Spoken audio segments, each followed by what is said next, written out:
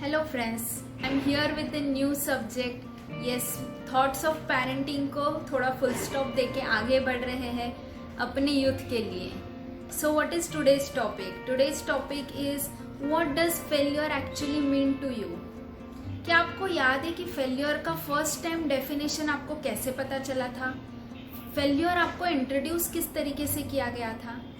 और अगर आप जितना भी जोर दोगे आपके दिमाग को, आपको यही पता चलेगा कि फेल्योर का डेफिनेशन फर्स्ट टाइम आपने सीखा था स्कूल से। यस, वहीं से जर्नी चालू हुआ था। कम मार्क्स मिलना, कोई एग्जाम में पास नहीं होना, या कोई चीज़ में सिलेक्ट नहीं होना, कोई कंपटीशन में सिलेक्ट नहीं होना, कॉलेज में एडमिशन नहीं मिलना, डिजायर्ड ऑर्गेनाइजेशन में जॉब नहीं मिलना, डिजायर्ड प्रमोशन नहीं मिलना, इन सभी चीज़ों को हम फेल्योर कहते हैं, है ना? अगर इन सब सिचुएशंस को ध्यान से देखेंगे तो एग्जैक्टली फेल्योर क्या लग रहा है आपको? फेल्योर वो है जहां पे लैक ऑफ सक्सेस है, राइट? या फिर कोई ऐसी चीज की कमी है जो मैंने सोची थी, कोई मेरा डिजायर था, कोई मेरी विश थी जो पूरी नहीं हुई और उसको मैंने टैग लगा दिया फेल्योर का, राइट?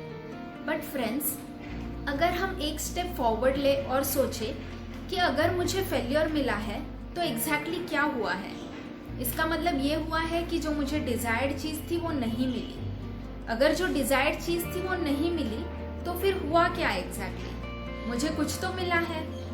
यस, मुझे मिला है एक एक्सपीरियंस, मुझे कोई सीख मिली है, मुझे कोई ऐसी चीज पता चली है जिस प्रोसेस के थ्रू मुझे नहीं जाना चाहिए, मुझे कुछ ऐसे स्टेप्स पता चले हैं जो करने के बाद ही शायद चीजें वर्कआउट होंगी।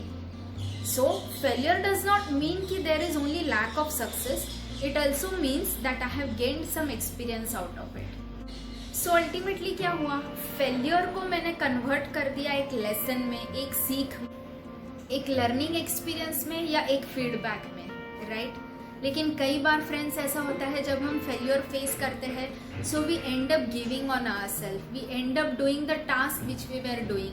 हम में से कई लोग हैं जो डिप्रेशन में चले जाते हैं। लेकिन फ्रेंड्स, आप सबको जान के ताजुब होगा कि हम इंसान का बहुत ही बेसिक नेचर होता है फेलियर को फेस करना और बाउंस बैक होना। कैसे? जब आप बच्चे थे तो तब क्या आप अचानक बैठना सीख गए, अचानक चलना सीख गए?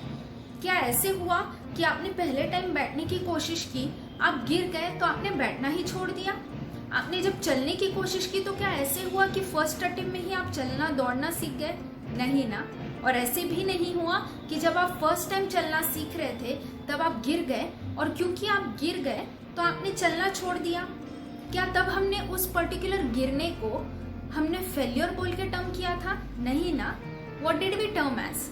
हमने उसको टर्म किया था हमारा ग्रोथ प्रोसेस है, इस तरीके से टर्म किया था।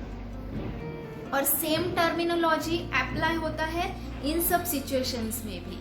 अगर जब मैं गिरी थी फर्स्ट टाइम तब वो फेलियर नहीं था, तब वो मेरा ग्रोथ का प्रोसेस था, तो why not now I can term my growth process which is equal to failure?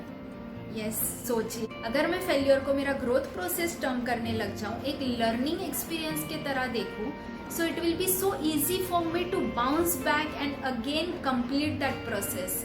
जो मैंने चालू किया था वो कंप्लीट करने में कितनी आसानी हो जाएगी मुझे। और फ्रेंड्स, एक बहुत ही कड़वा सच है, अगर आप कंप्लीट नहीं भी करोगे दुनिया में किसी को कोई फर्क नहीं पड़ने वाला है। क्यों? क्योंकि अल्टीमेटली आप हो जिसको खुद का इम्पैक्ट क्रिएट करना है। No one is going to come there and inspire you to complete your growth process. It is you who has to complete your growth process and make an impact into this world. So friends, after having so-called failure, do bounce back and complete your process of growth. If you are liking my videos, do subscribe to my channel and share to your friends and family. Thank you so much.